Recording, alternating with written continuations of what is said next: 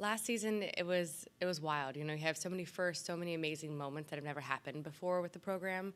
But the one thing that we did consistently that is building our identity, which can take a couple years, is we never gave up. No matter what the game was, no matter what the weather was, no matter what the conditions around us were, as a unit, we never gave up on the field. And you can't make that up. That's just who they are as a group of people, as a young group of young women. So that is something that we are going to be relying on this year as well as we continue to build.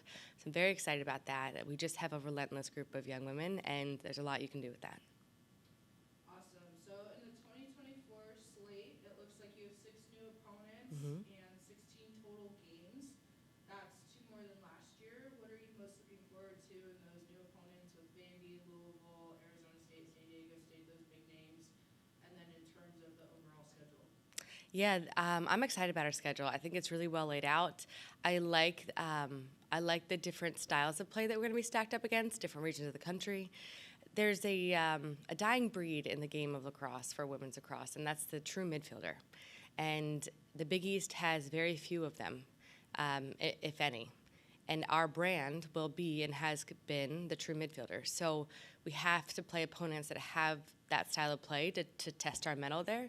And that will really help us as we go into the Big East. So it's developing our midfield this year. That's a huge, huge part, not just on the draw, but can we have players who can play both sides of the ball and handle the draw?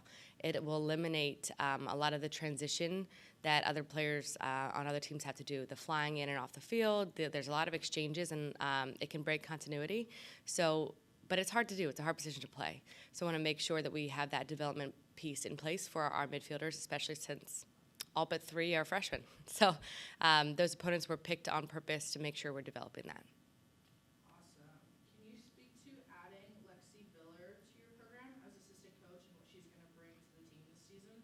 Yes, having a national championship team member on staff is huge. She won the national championship at the D2 level. She brought Lindenwood from D2 to D1. She has amazing experience, but above all of that, my favorite part about her is she's very intuitive. She picks up on people pretty quickly, and that is a very strong skill set to have on the sidelines, knowing what a player needs, knowing what will be successful, what won't, how to support in a certain scenario. You can't get one past her. She's not somebody who will always act on the information that she has. Like, she's pretty wise that way, but she picks up on everything, and that's a huge asset for me as a head coach. Awesome. So now kind of taking a look more at Big East Mm-hmm. this year. Preseason poll came out 7th again this season. Mm-hmm. How are we feeling with the full slate with 4 on the road this year and 2 at home? Yeah, I really like our schedule. Like I said in the beginning, it's the right schedule for year 2. Year 2 is one of the hardest years as building a program. I would say year 2 and year 3. Year 1 is really fun, right? There's all the fun stuff, and there's no expectation. Year 2, you've seen enough of what you can do, but you're still building. And year 3 is like your true medal test. So with this year's schedule in the Big East, I like that our road games are areas that I know really well. Villanova and Georgetown are hometowns for me. Like, that's where I'm from. We'll have a huge hometown crowd, which I'm really excited about. And it's the brand of lacrosse that I know best. And then the Denver trip is our last trip. It'll be gorgeous in Colorado at that time. I think our players are really excited about that. And playing a team at the ranking of Denver is that's a cool game no matter how you spin it. So we're excited. Awesome. Looking at the 21 returning players you have, how do you feel they'll shape up throughout the season, and what are you looking forward to most from that group? Their maturity and their authority on the field, and that's something we talk a lot about. A lot of times people use the term confidence, and I believe that, but I think that's become an intangible thing that players don't know how to get. And so we've changed the narrative to, instead of be confident out there, it's like play with authority, play like you know what you're doing, because you do, and that's something that no one can take away from you, right? You've played for a year. You played for a year at a really, really high level. You've done big things in a short amount of time. And to lean into that experience, whether that's on the bench or on the field, like, use that to our program's advantage, and don't underestimate what we can do out there. Awesome. So this year it looks like there's 2 transfers and 14 freshmen. Can you speak on having a large group of freshmen again this year? Last year there were over 20, and then this year adding those 2 transfers. What are you expecting to come from that, and what are you looking forward to? We have both transfers were captains at their previous institutions. They both made major impacts from the time they picked up a stick through to where they are today. And so from them, really just that seasoned, almost like peacefulness on the field, like knowing that you know what you're doing. And whether that's on the field or on the bench, like being really understanding of the big picture of lacrosse. And that lacrosse is just a piece of the puzzle. And that the two of them have such a good, honestly, all of our upperclassmen have such a good perspective on life that lacrosse isn't their identity, but it's something that they love to do. And then we've talked about mental health a lot, and that piece to it, like having an identity greater than your sport, is huge in making sure that is that your mental health has a strong platform to build on. And I think the two of them bring that.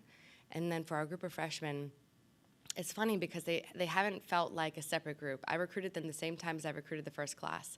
So it has always felt like one class to me, and to see them out there playing as one class now, it just feels right as a coach.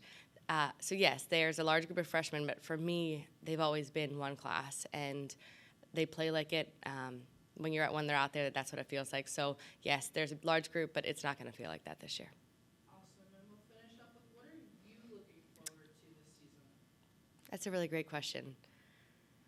I think it's no secret I've had a tough go in life the last little bit of time here, and I think what I'm most looking forward to is bringing the fun back into the game, keeping the joy around, and take things seriously, but remember to have fun.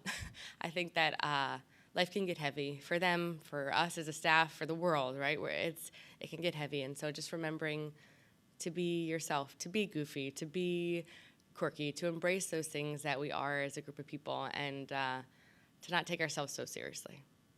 Any other notes or statements you'd like to speak on? I just want to thank the community of Xavier and the greater lacrosse community especially for the support that our program has received and the attention that we've received. I think it's a really beautiful thing that these young women put in so much time and effort and energy, not just on the field, but in their whole lives. And to give credit to that and to pay attention to it, I really strongly encourage you to continue paying attention, because this is a badass group of people.